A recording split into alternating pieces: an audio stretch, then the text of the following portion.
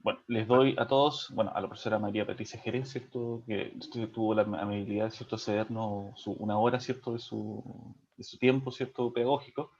Eh, Tengo el gusto de poder dar la bienvenida al profesor, bueno, doctor Andrés Sáez, ya que él es director de carrera de la carrera de Pedagogía en Historia, Geografía y Educación Cívica de la Universidad de la Frontera, en Temuco, en la región de la Araucanía. Ya, bueno, él es especialista en historia antigua, pero evidentemente como profesor, ¿cierto? También tiene cierto expertise en los aspectos, bueno, de analizar la sociedad, porque es lo que hace un poco el profesor de historia, es un hombre de su tiempo, ¿ya? Él tuvo la amabilidad de aceptar la invitación que yo le hice, ¿cierto? De poder, ¿cierto?, dictar una charla, ¿cierto?, que él venía haciendo en colegio. Ahora, obviamente, bueno, el tema de la clase remota igual nos permite también que las distancias no sean tanto problema, ¿ya? Bueno, yo desde ahora, ¿cierto?, dejo, ¿cierto?, le doy la palabra al profesor Andrés, ¿cierto?, para que él comience su presentación. Tiene el escenario Vale. suyo. Bueno, gracias Claudio, gracias por la invitación. Nosotros, la verdad, como decías tú, esta es una actividad que junto a otros colegas, no solamente yo. Ahora me toca a mí, pero también hay otros colegas que trabajan otros temas vinculados, ¿cierto?, a los debates que han estado ocurriendo en el país desde hace un año, literalmente hace un año más o menos a nivel nacional. De hecho, yo trabajo el tema constitucional, hay otros colegas que trabajan ahí el tema de geografía, los desequilibrios espaciales, derivados de las políticas, etcétera. ¿Vale? Vamos a poner aquí una, una presentación, debería estarse viendo. Ahí está. Ahí está. Bien, como decía el profesor Claudio, ¿no? Yo voy a comentar, en realidad, la idea no es que sea una presentación larga, la verdad es que la presentación es sobre procesos constituyentes en el mundo, es decir, vamos a salir de nuestro país, de repente los chilenos somos muy buenos para mirarnos en el ombligo, nos gusta mucho la idea de nuestra historia como nacional, como de Chile, pero solemos por lo general obviar la experiencia, lo que se llama la historia comparada o la experiencia comparada. Nosotros lo que vamos a ver, ¿cierto? O lo que yo en realidad voy a relatar y después podemos discutir, debatir, preguntar, hablar, conversar, es sobre procesos constituyentes en el mundo en el siglo XX. Podríamos haber partido del XIX, pero en realidad lo vamos a hablar en el siglo XX. Algunos casos, obviamente, en el país hay cerca de 210 países, por tanto, obviamente no alcanzamos a abordarlos todos, sino que vamos a abordar algunos casos que podrían ser como paradigmáticos o muy conocidos por ustedes o porque habitualmente están en las noticias. De todo el mundo, hablamos de todos los continentes. Ahora, lo primero es que nosotros, son dos láminas de texto, después vienen por imágenes por si acaso. Lo primero es que, ¿cuál es el aporte de la historia constitucional de Chile y el mundo? En el entendido de que la historia como ciencia que estudia el pasado para poder explicar el presente, la historia constitucional se dedica un poco a estudiar el pasado de los textos constitucionales, es decir, de los ordenamientos jurídicos elementales de cada estado. Eso es lo primero. Ahora, para iniciar, a mí me gusta una frase de Marc Bloch, dice historia, ¿no es cierto? Marc Bloch, cuando escribió previo a la Segunda Guerra Mundial, en su condición de judío, después va a ser asesinado por los nazis, ¿no? Él señalaba que en su época, el pasado, nunca el pasado, en el fondo, se había empleado con tanto ardor en la explicación del presente, con el único propósito de justificar lo mejor o de condenarlo. Me gusta esta frase porque en el contexto actual en que estamos en Chile, el pasado está ocupándose con el mismo sentido. En el debate público, ¿cierto? Que está un poco binario, apruebo o rechazo, digamos, por eso hablo de binario. Lo del apruebo es nuestra primera oportunidad histórica para hacer un texto, etcétera, etcétera, etcétera. Y el rechazo, ¿cierto? Comparar la historia hacia atrás como en un sentido negativo. Es decir, estamos en un contexto muy similar al que vivió él y por eso me interesa esa cita. Pero también tenemos que entender que la historia es el estudio del pasado para explicar el presente, pero no para poder explicar o predecir el futuro. Podemos dar luz en el futuro, pero no lo predecimos, no somos magos, no somos prestidigitadores ni nada por el estilo. ¿Ya? Entonces la historia nos sirve ver el pasado para poder tratar de explicar el presente en realidad. Y ojalá, ¿cierto? Ver lo que puede, en realidad tratar de proyectar el futuro. Ahora lo que vamos a hacer es intentar explicar desde una mirada histórica, no jurídica, y eso lo quiero dejar claro, esto es una presentación histórica más que de derecho, vamos, cómo se elaboraron algunos textos constitucionales, en realidad más que en Chile, en el mundo. ¿Ya? Eso es lo que hago. Me interesa que tengamos claro un concepto, y por eso coloco siempre esta cita, ¿cierto?, de Maurice Duverger, que es un cientista político francés, ¿cierto?, que tiene un libro que se llama Institución Política et Droit Constitutionnel, Le Grand Système Politique, que es como uno de los textos clásicos de política. En realidad está medio sobrepasado, pero en realidad es un clásico. Y él dice que para algunos, régimen político y sistema político son expresiones sinónimas. Muchos de ustedes a lo mejor lo han podido escuchar en la prensa, en el debate público actualmente, régimen político, sistema político. Una y otra, designan el conjunto de instituciones políticas que constituye el subsistema político de un sistema social. Eso es importante, o sea, tenemos que entender que todos los procesos constitucionales en el mundo, y en Chile obviamente, son parte de un sistema social, son parte de la sociedad y devienen de ella. No es al revés, digamos. Para nosotros, el término sistema político designa un conjunto más amplio que el término régimen político.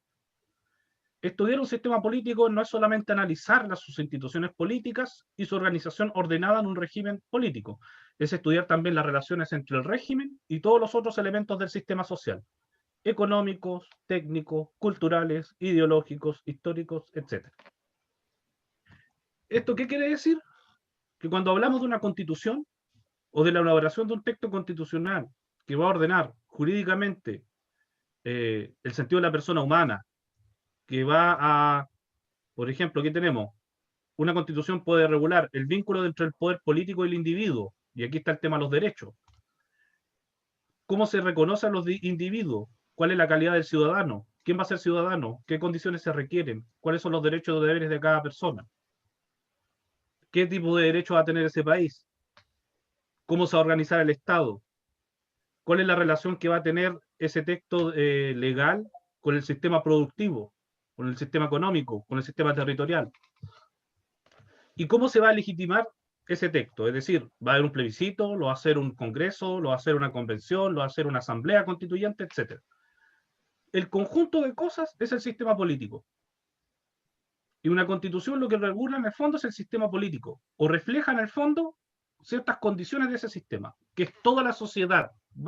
Puede sonar como muy bruta la definición, pero en síntesis eso, es toda la sociedad, con sus diferentes dimensiones, culturales, políticas, religiosas, ideológicas, etc. Por eso cuando en Chile, por ejemplo, si hablamos Constitución del 80, Constitución del 25, 1833, cada una refleja las condiciones de la sociedad en su minuto. Es decir, no podemos entender la Constitución de 1833 y el voto censitario, es decir, recuerden, este tipo de voto en que solamente podían votar aquellos que tenían un grado de riqueza, si no comprendemos la sociedad chilena de 1833. Lo mismo, no podemos comprender la Constitución de 1980 sin lo que estaba pasando en 1980, una dictadura, instalación de un nuevo modelo económico, etc. Y no podemos tampoco entender las reformas que, por ejemplo, hizo Ricardo Lagos en el 2005 a la Constitución con corrupción del sistema político en aquel minuto, recuerden, el caso Motgate, bueno, digo recuerden, pero yo creo que Claudia y la profesora nomás nos acordaremos, los estudiantes a lo mejor ni nacían en esa fecha. O eran muy chicos para acordarse de los sobresueldos o del caso Motgate. Yo digo recuerden, pero hablo para los que tenemos más edad. ¿Ya? Entonces, eso es lo primero. Ahora, también desde el punto de vista constitucional, nosotros tenemos que entender que la construcción y elaboración de constituciones en el mundo es algo reciente. Si nosotros entendemos que el ser humano tiene millones, un par de millones de años en la Tierra, la elaboración constitucional, es decir, la elaboración de textos escritos, donde se consagran ese sistema político, donde se consagran derechos, donde se consagran deberes, donde se consagra la organización política, es algo muy reciente en la historia de la humanidad. Y eso viene de finales del siglo XVIII. Con lo que uno llama dos vertientes, por eso están ahí en la historia de la humanidad. Una es la vertiente atlántica y otra la vertiente continental. La vertiente atlántica hace referencia a Inglaterra y Estados Unidos y Canadá, con dos hechos principales. La Revolución Inglesa, porque nosotros siempre creemos que la cabeza se le corta al rey en la Revolución Francesa, pero en realidad al primer rey que le corta la cabeza en Inglaterra, ¿cierto? A Carlos I, y el desarrollo de un sistema parlamentario, es decir, un sistema en el que personas elegidas controlan al rey. Viene ahí una lógica como de idea constitucional. Después viene la Revolución Norteamericana con una constitución escrita formal, que de hecho es la primera constitución escrita moderna, con muy pocos cambios hasta el día de hoy. Es lo que podríamos denominar constitución mínima, en el sentido que regula muy pocas cuestiones, pero es una constitución, o constitución liberal también se conoce en alguna jerga política.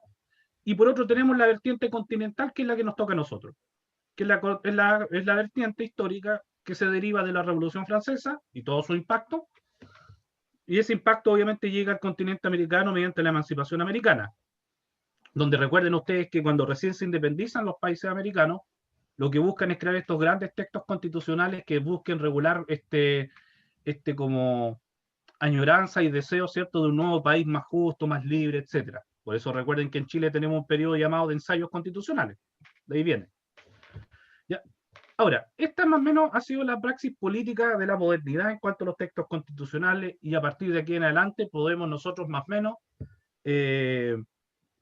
definir diferentes casos o cómo catalogar diferentes casos de estudio. Nos vamos, principalmente la tradición ha debido siempre, se ha ido, digamos, tirando, por decirlo así, a la vertiente continental. Por ejemplo, si nosotros vamos a Inglaterra, Inglaterra no tiene constitución. Inglaterra no tiene constitución escrita, no tiene un texto como el que nosotros vemos habitualmente, este azul con el logo del Estado de Chile, Constitución de la República de Chile. Los ingleses no tienen eso. Los ingleses tienen un conjunto de leyes que actúan como constitución, y es lo que ellos denominan the common law, el derecho común. Todo está regulado por provisiones, que son como actos de gobierno, están regulados por Parliamentary Acts, que son actas parlamentarias donde regulan materias como de mayor calado, de mayor gravedad, etcétera.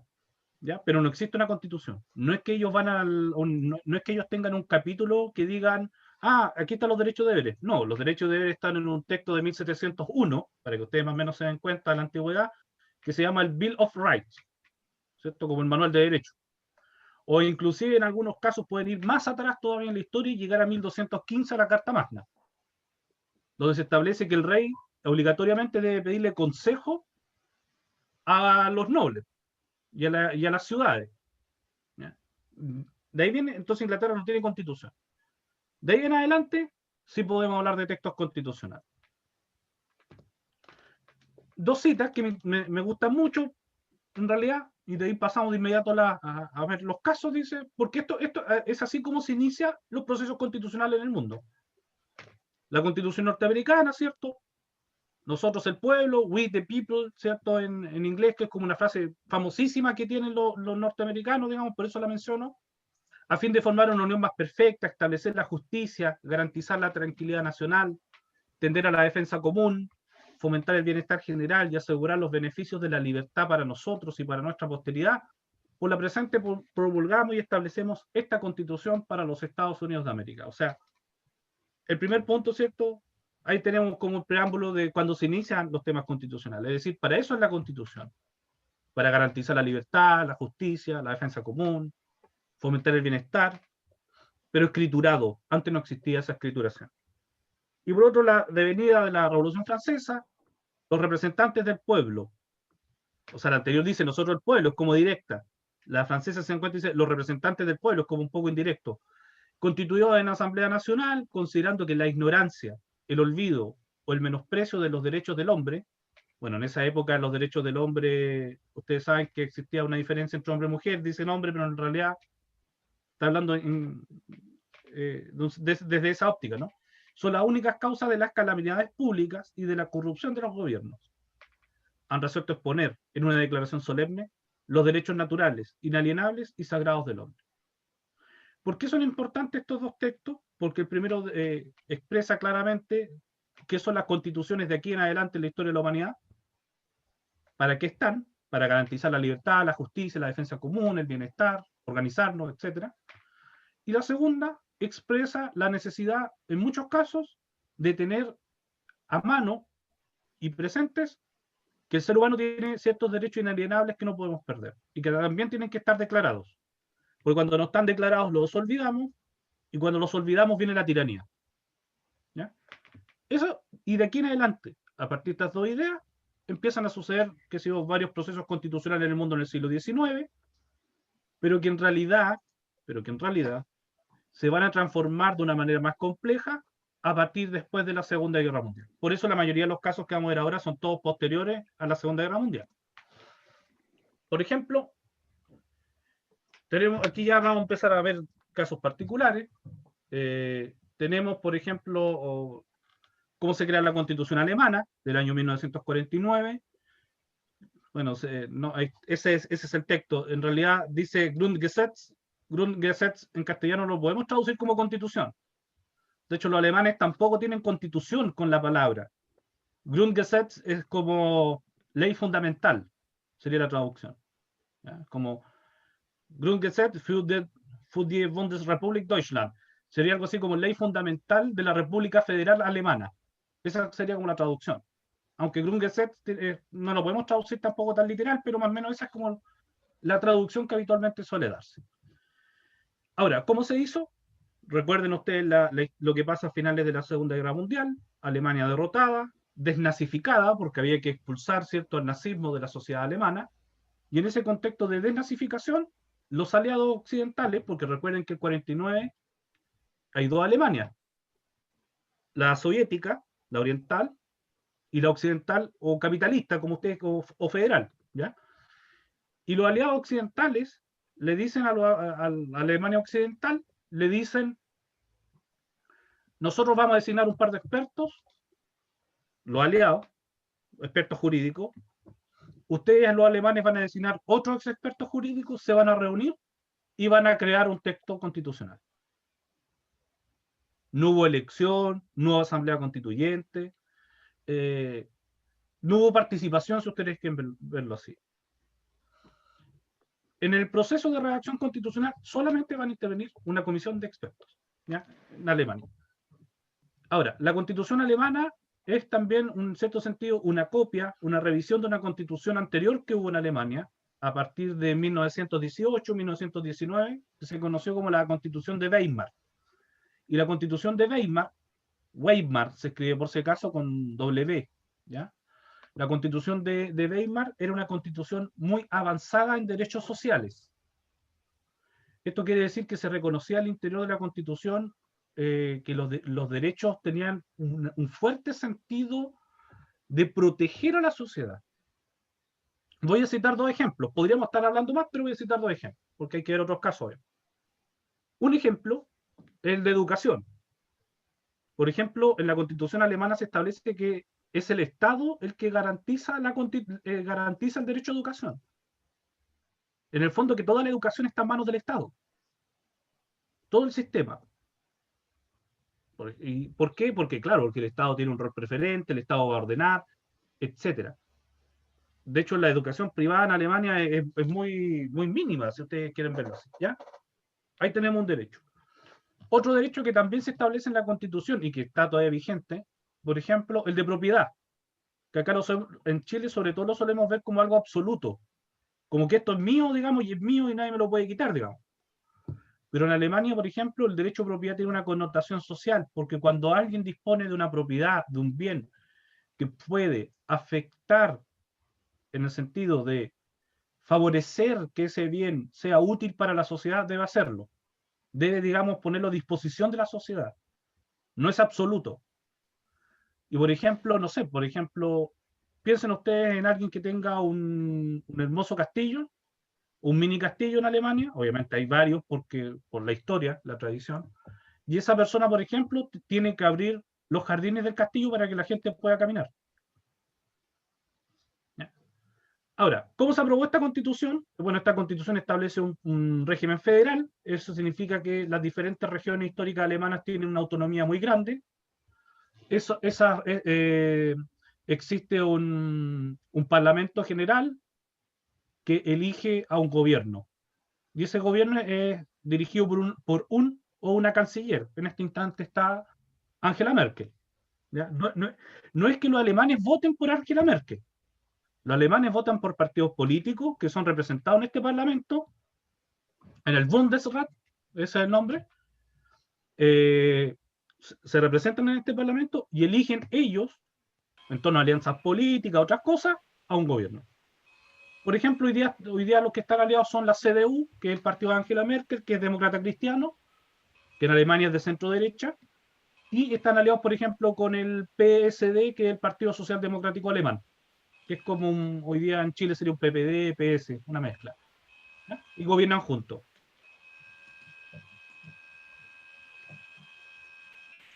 Otro caso. Francia, 1958, la constitución se va a hacer prácticamente en una lógica con la amenaza de un autogolpe de Estado. En Francia, ese personaje que ustedes ven en la imagen, que es Charles de Gaulle, que había sido héroe de la Francia libre en la Segunda Guerra Mundial, se había retirado de la escena política.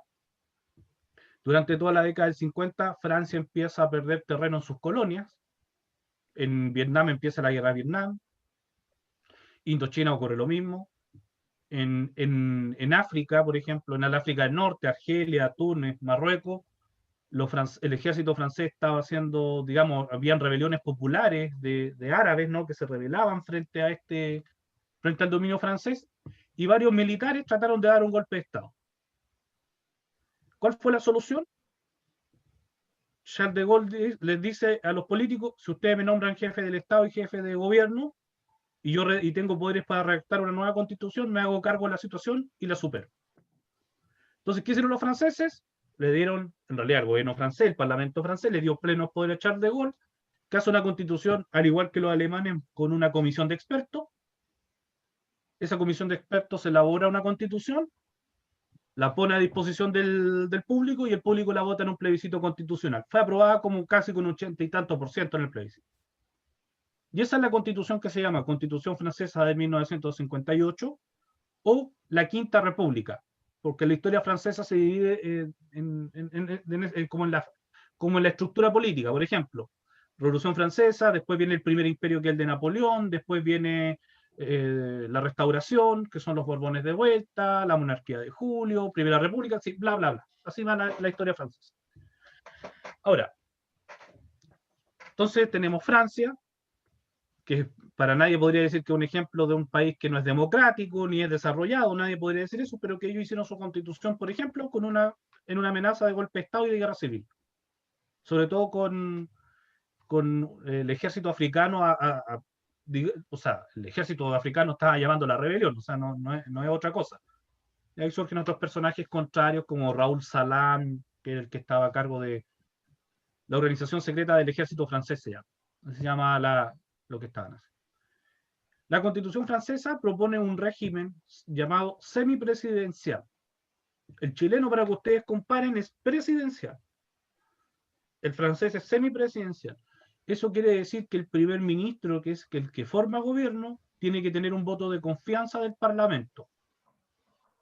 Por tanto, en la historia francesa se han dado casos donde el presidente es de un símbolo político y el primer ministro ha sido de otro. Y eso se conoce como cohabitación. ¿Ya? Es decir, que hay un presidente que sea de derecha y un primer ministro de izquierda. O un presidente de izquierda y un primer ministro de derecha, como pasó con François Mitterrand a inicios de los 90. ¿Ya? Suele pasar. Ahora, otra cosa curiosa de la Constitución francesa es que la Constitución francesa en su interior no tiene derechos y deberes. Nosotros hoy día estamos en Chile con la discusión de qué derecho hay que incorporar eso, pero los franceses no tienen derechos. De hecho, en su preámbulo señala lo siguiente. Dice: el pueblo francés proclama solemnemente la adhesión a los derechos humanos y principios de la soberanía nacional, tal y como fueron definidos por la Declaración de 1789, la de la época de la Revolución, confirmada y completada por el preámbulo de la Constitución de 1946, que era la Constitución anterior, así como los derechos y deberes definidos de la Carta del Medio Ambiente de 2003. Es decir, en el articulado de la Constitución francesa no existe un capítulo de derechos y deberes. Los franceses se repiten en el fondo los derechos humanos, la Declaración de Derechos Humanos, como el texto que va a regular esta materia de derechos y deberes. O sea, los franceses tienen los mismos derechos y deberes que están declarados en la Carta de los Derechos Humanos y en la Carta del Medio Ambiente. Y eso se tiene que abocar la Constitución. No hay más derechos ni menos. No están escritos en el texto legal. Otro caso Portugal. Vamos a ver de Europa quedan dos casos, después ya pasamos a América. Portugal, 1975, guerra colonial. Las colonias que tenían en África se rebelan, guerra. Un régimen fascista dirigido por los sucesores de Oliveira Salazar. Y ocurre lo que se llamó la Revolución de los Claveles. Por eso, si ustedes ven en una de las imágenes, los soldados tienen unos claveles en la punta de los fusiles. Porque el pueblo portugués salió y en vez de, digamos, de pelear, digamos, por decirlo así, en vez de violencia, le fue colocando estos claveles a los fusiles de los soldados y por eso se llamó como la Revolución de los Claveles. En realidad también el ejército participó, la oficialidad más baja hace un golpe de Estado, etcétera, etcétera, etcétera. No vamos a entrar más en detalle porque eso ya sería alargarnos. Pero en Portugal sí se convoca a una asamblea constituyente. Es como de hecho, en Europa sería casi como el único caso de asamblea constituyente en la elaboración constitucional.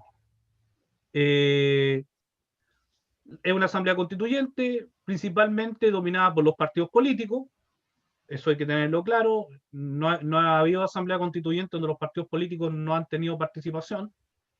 Gana principalmente los partidos de izquierda y establecen una constitución con amplios derechos sociales, garantías de derechos y deberes, entre otras cosas.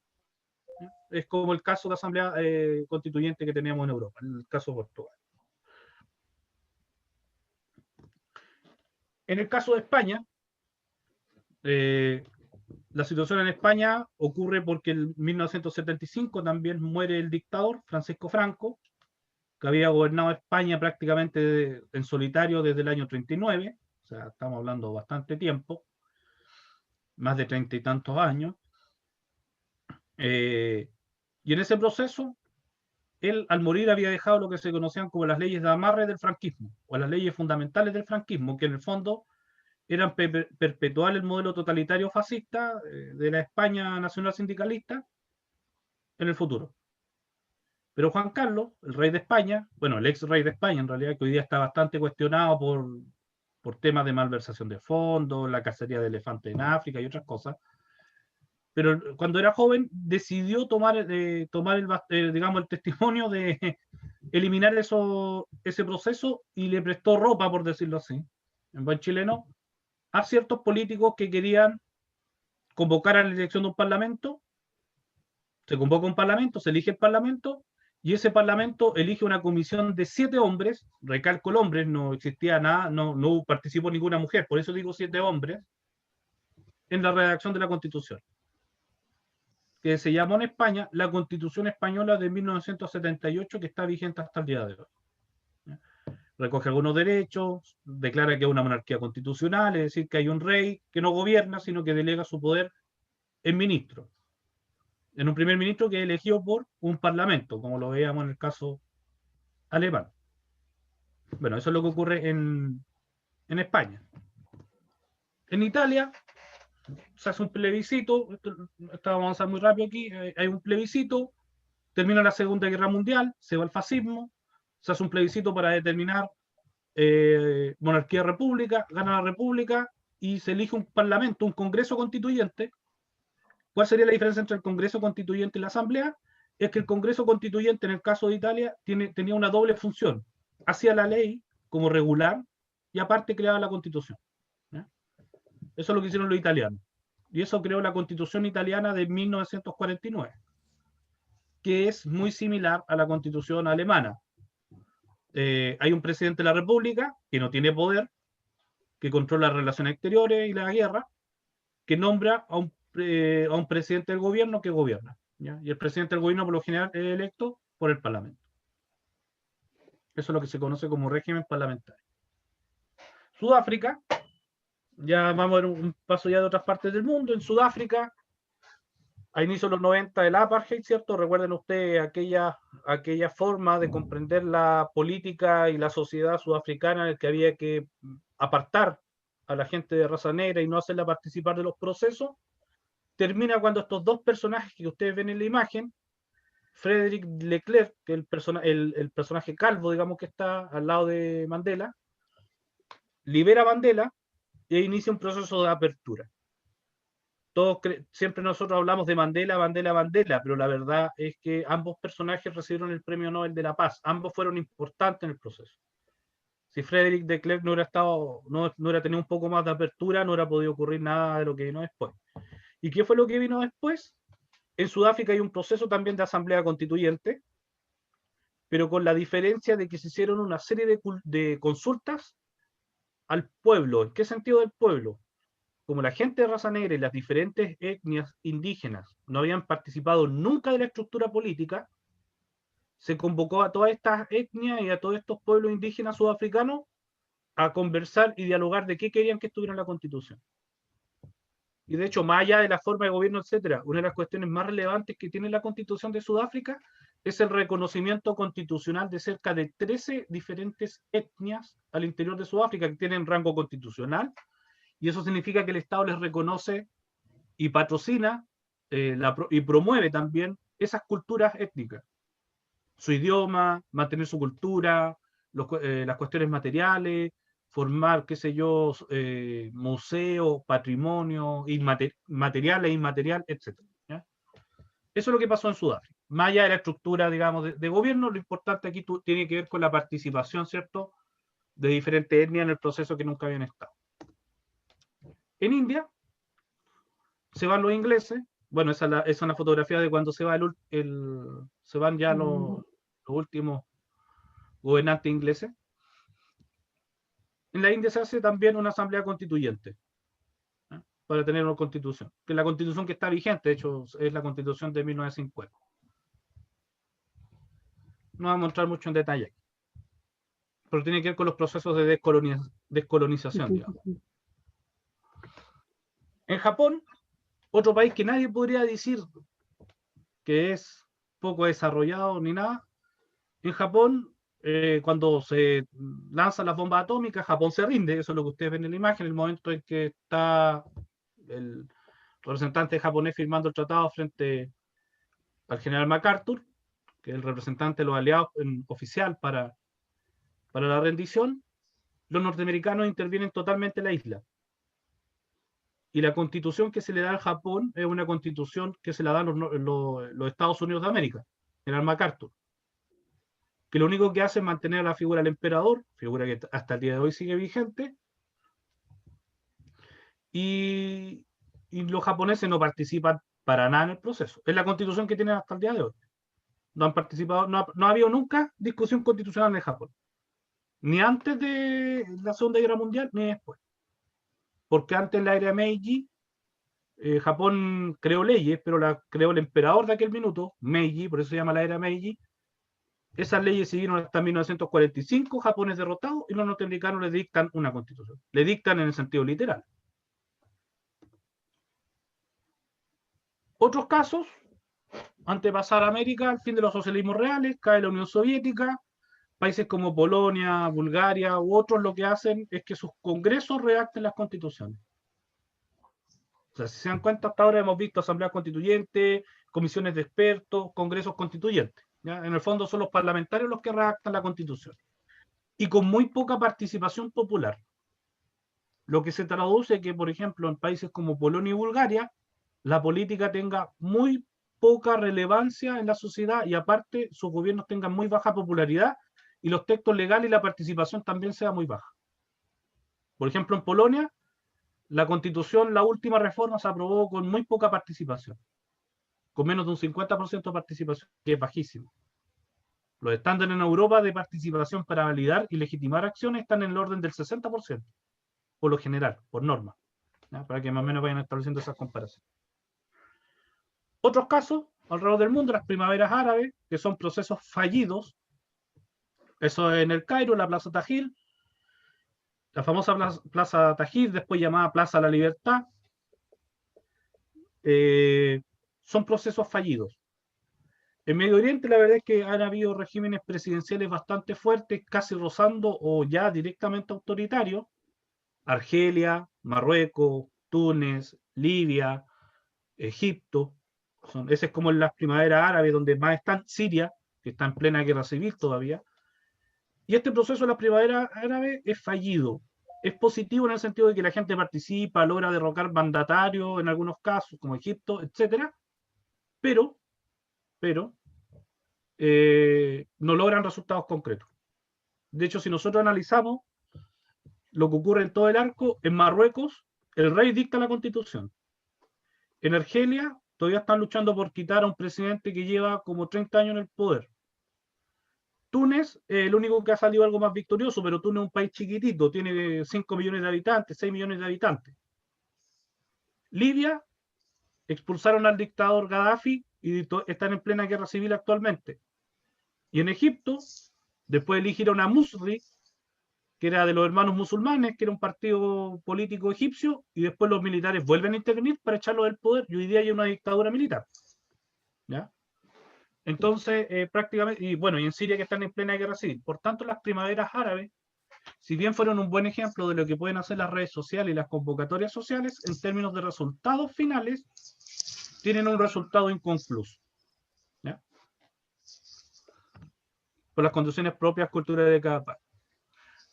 Veamos 2 o 3 casos de Latinoamérica antes de terminar los casos y concluir con una tablita de síntesis. En el Perú, por ejemplo, en el país hermano, en el norte, la constitución del Perú se hizo con un autogolpe. Fujimori se da un autogolpe de Estado y crea un congreso para redactar la constitución. Que es una constitución con muchos problemas hasta el día de hoy. De hecho, si muchos de ustedes siguen las noticias internacionales, el Perú desde hace 2 años tiene una crisis de gobernabilidad increíble, porque el Parlamento trata de censurar al presidente, el presidente trata de censurar al gobierno, perdón, al Parlamento, trata de ocupar otras autoridades, es porque es una constitución profundamente compleja. Cuando Fujimori da su autogolpe de Estado, designa una parte del Parlamento para que haga esta constitución, ¿ya? Que es la que sigue vigente. ¿Por qué es tan complicada? Porque el presidente es electo por el pueblo, los ministros son electos por el Parlamento, o deben contar con la confianza. Entonces hay muchos mecanismos de control internos que no están funcionando bien y eso ha generado bastantes problemas en el Perú. Bueno, quizás este es el caso más conocido en Chile hoy en día, en términos que se enuncia bastante en la discusión pública que hay, ¿cierto? El comandante Hugo Chávez, ¿no?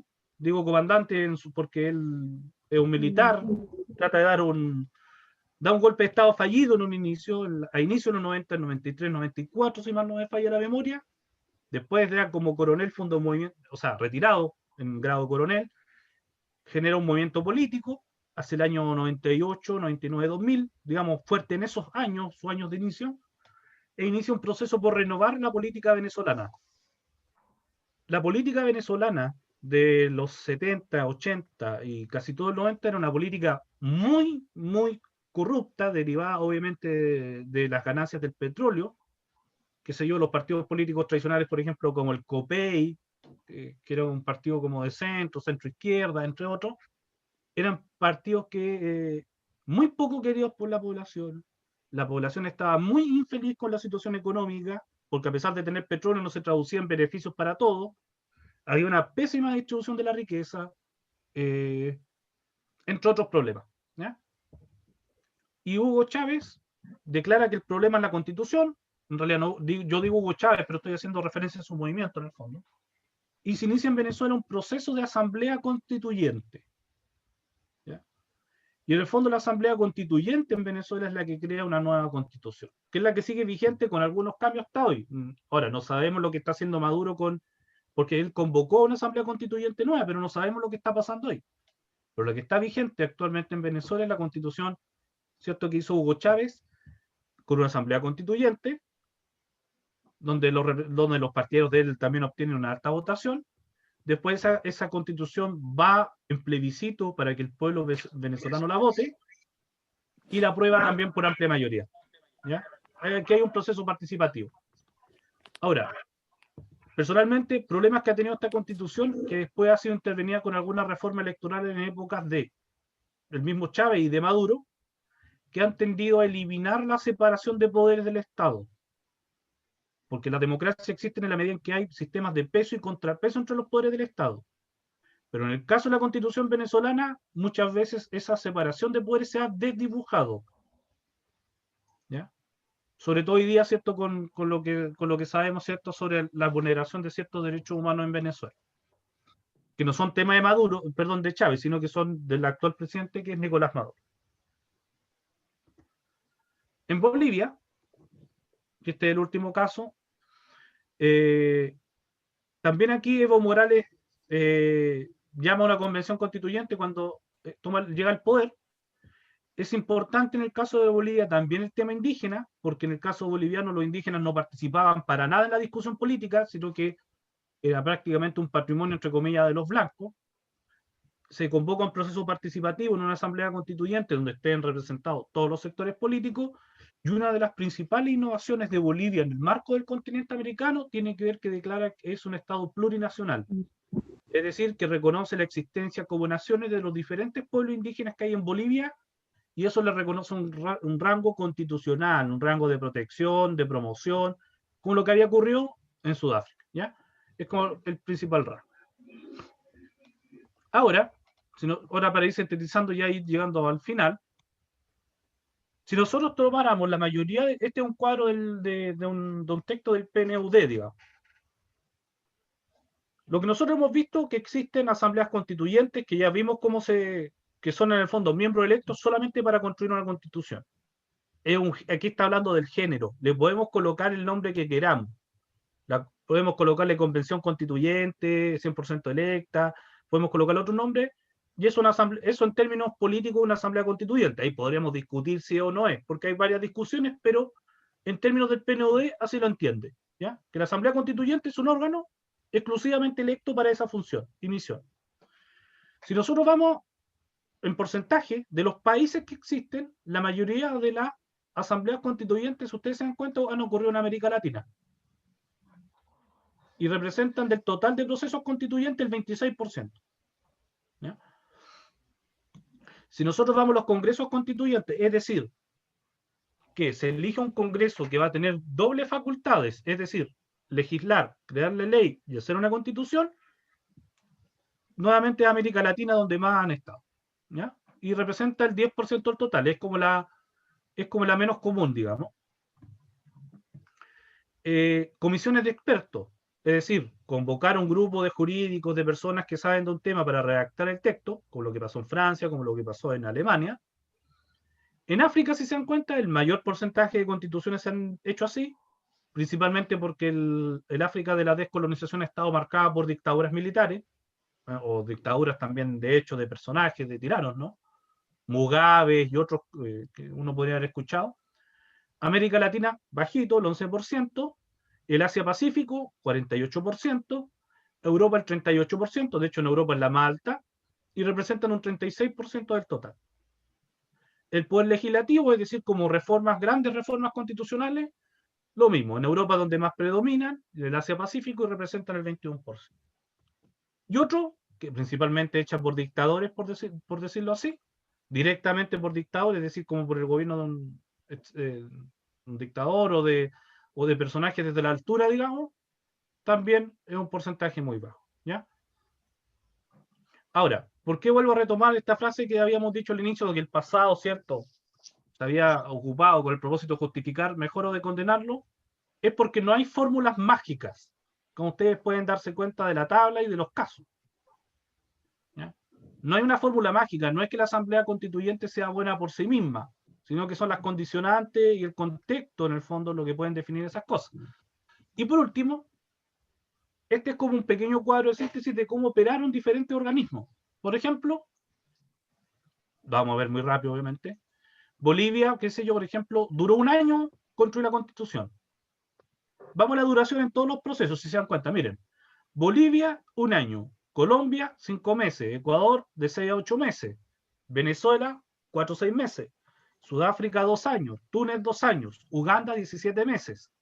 Camboya, 4 meses. India, 3 años. Islandia, 4 meses. Ahora, un paréntesis aquí. Islandia ha sido como el único proceso del mundo hasta ahora que ha tenido una asamblea constituyente como, entre comillas, por decirlo así, 100% ciudadana, pero el proceso fue fallido. Lograron hacer una constitución, lograron sacar un texto final, pero el pueblo islandés rechazó el texto. ¿Ya? Italia 18 meses, Portugal 10 meses.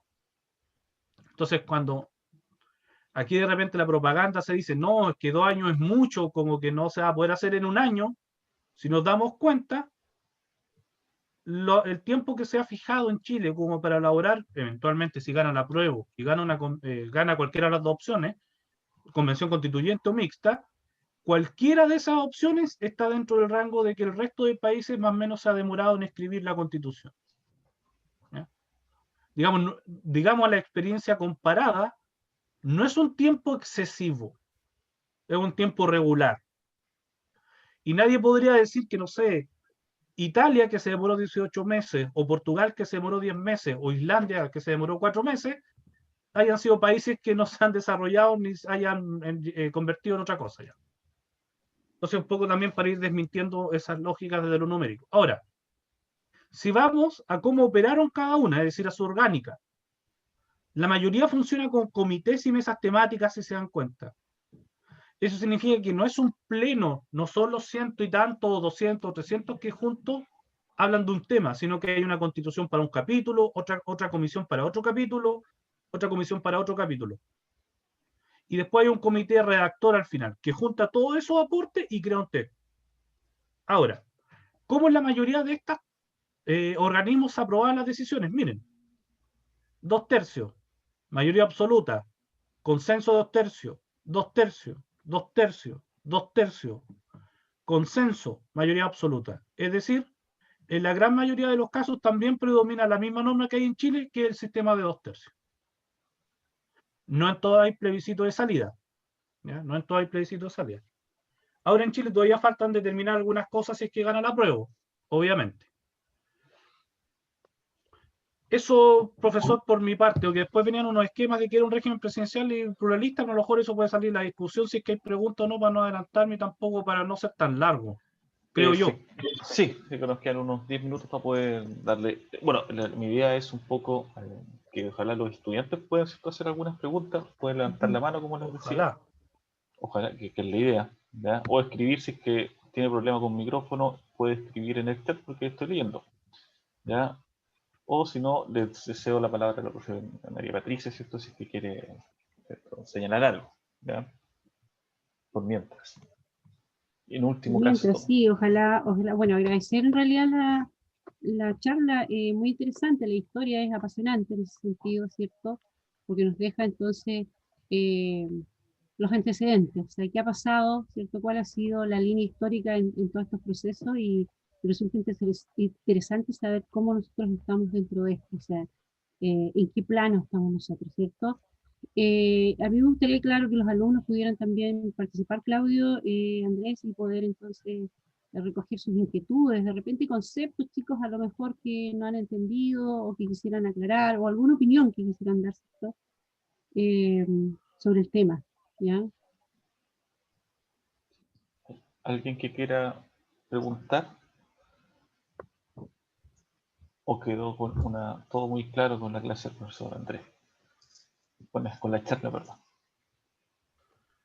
Y de repente la parte conceptual que los chicos se podrían confundir, pero creo que lo aclaré al final, todo lo de la Asamblea Constituyente, ¿cierto? En qué consiste, ¿ya? Las formas como se prueban, ¿cierto? Por eso yo creo que podría ser un tipo de inquietud. No sé si hay alguno por ahí que quiera preguntar. Sí, bueno, si no, vamos a...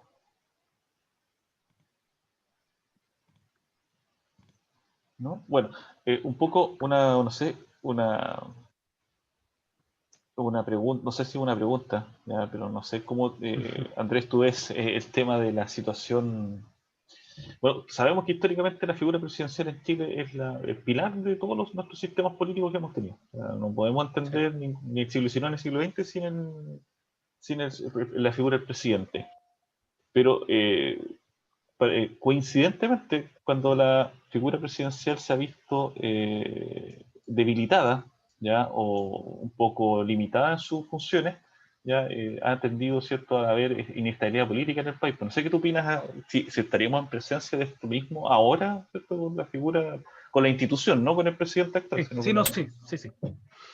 Mira, yo estoy de acuerdo contigo, y de hecho, ya aquí una opinión personal, yo soy partidario de los regímenes parlamentarios, en lo personal, o semipresidencial como el francés, pero creo que mi idea es muy avanzada como para el país.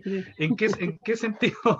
Primero porque todos en Chile también, aparte de quejarnos el presidente, nos quejamos del Parlamento. Entonces el Parlamento tampoco tiene como una legitimidad social como para poderlo convertir en un actor más potente dentro del sistema político. Esa es la primera cuestión. Y la segunda cuestión, hay un peso histórico que tú mencionaste que es sumamente importante.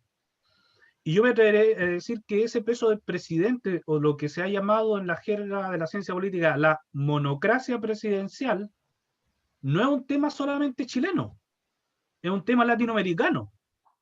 O sea, si uno mira, sale de Chile, Venezuela, el presidente de la República es sumamente fuerte. Colombia, lo mismo. En el Perú también. Bolivia también. Argentina también. Brasil también. Entonces, bueno, Paraguay no lo tengo muy tan claro, pero me parece que en Paraguay también y en Uruguay también, claramente. Entonces, es muy difícil, yo creo que se logre rebajar un poco la importancia histórica que ha tenido la figura del presidente de la República. Lo veo complicado. De hecho, en el mismo contexto estamos todos hablando de la encuesta de si es Lavín, Jado, de si es Matei, quién va a ser el candidato presidencial, cuando, por ejemplo, el debate, estamos en otro debate, digamos, pero estamos preocupados del quién, porque podríamos cambiar la constitución y a lo mejor el presidente es innecesario, pero estamos hablando de quién puede ser presidente. Entonces, yo creo que eso es muy complicado de cambiar. Lo que sí va a ser importante, a ver, primero ojalá gane la prueba, lamentablemente, espero no sonar proselitista, pero yo por lo menos tengo una opción ahí.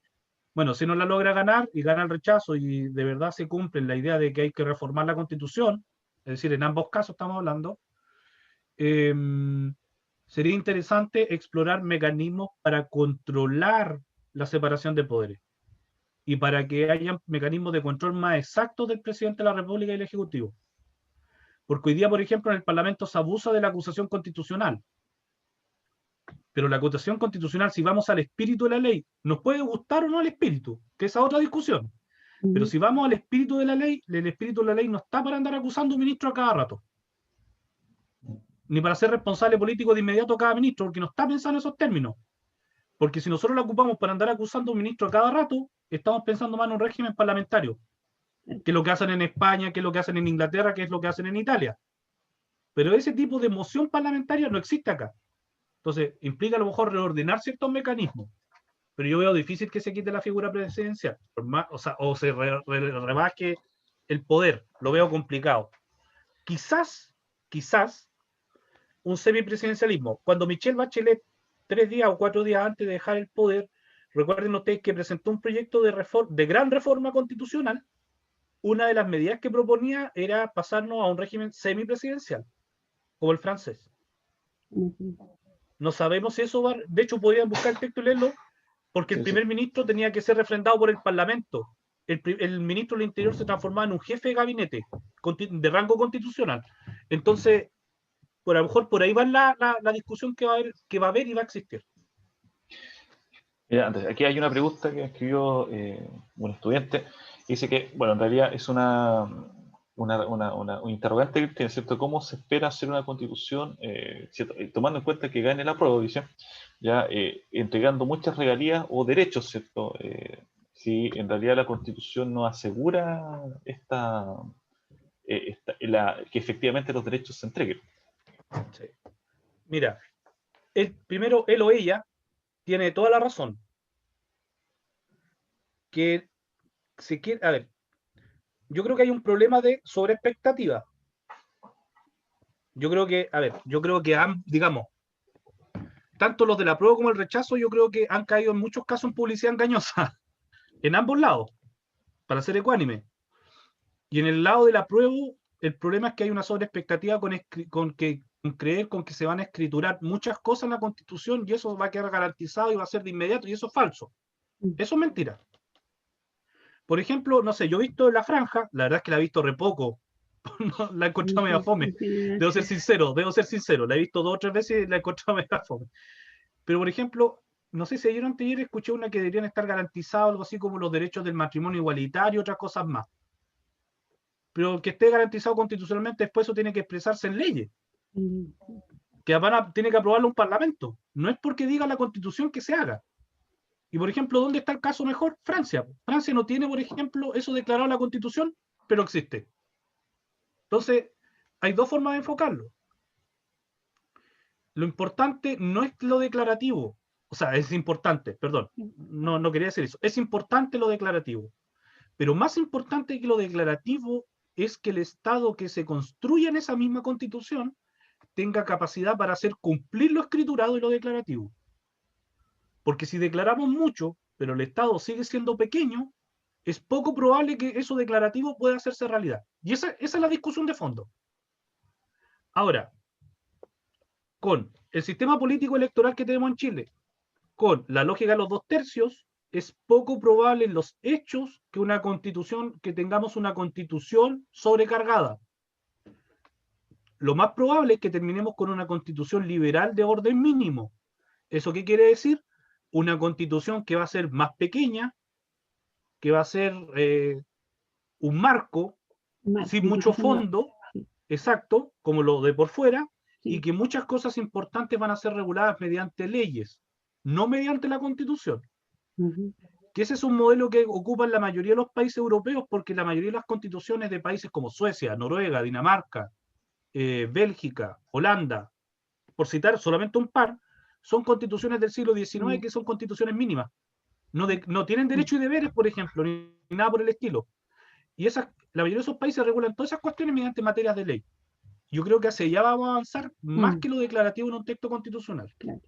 Porque es imposible tener 2/3 de acuerdo para aprobar eso, es prácticamente imposible. Porque la variedad y la heterogeneidad que va a tener esa eventual convención constituyente va a ser muy amplia. No, ninguna tendencia política va a arrasar sobre otra con el sistema electoral que hay. Ninguna. Matemáticamente imposible. E históricamente hasta el momento. No creo que se refunda el país como era antaño, como decía el profesor. Claro, Exactamente. es que, No, claro, es que sí, está hecho como decía sobre Pinto, ya eso. una base. Claro. Sí, esa costumbre chilena de refundar el país. Profesor, De no sé si refundarlo Eso es tiene poco probable.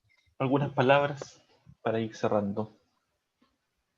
Sí, ¿Perdón? agradecer, Profesor.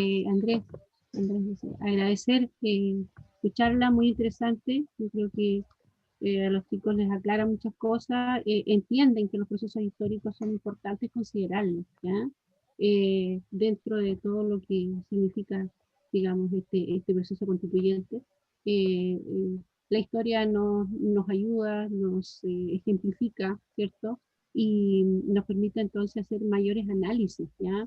Más que el cotidiano. De repente la gente, y yo lo escucho a los alumnos que ¿cómo la van a hacer la gente que no tiene idea, que no sabe nada, quiere ponerlo todo? Todo va a estar ahí en la Constitución. Entonces, también es importante, ¿cierto?, ver las otras experiencias y ver, como tú decías recién, lo de la Constitución Marco, ¿ya? Que permita entonces, ¿cierto?, para un país como el nuestro, ¿cierto?, hacer entonces un orden, ¿ya? Un orden dentro del país que permita hacer un funcionamiento mejor, ¿ya?, de la sociedad. Entonces yo creo que eso es interesante, agradecida por supuesto de las charlas, ojalá podamos seguir contando con tu ayuda, con tu colaboración. A No hay nosotros nos problema. interesa mucho el tema de las charlas ya, sobre todo yo en geografía también, ojalá pudiéramos hacer algún tipo de contacto. Sí, mira, Así que muy agradecido. hay hartos colegas en geografía nosotros acá interesados de hecho, lo primero, terminando, agradecer la invitación. Siempre es bueno hablar de estos temas. Sí.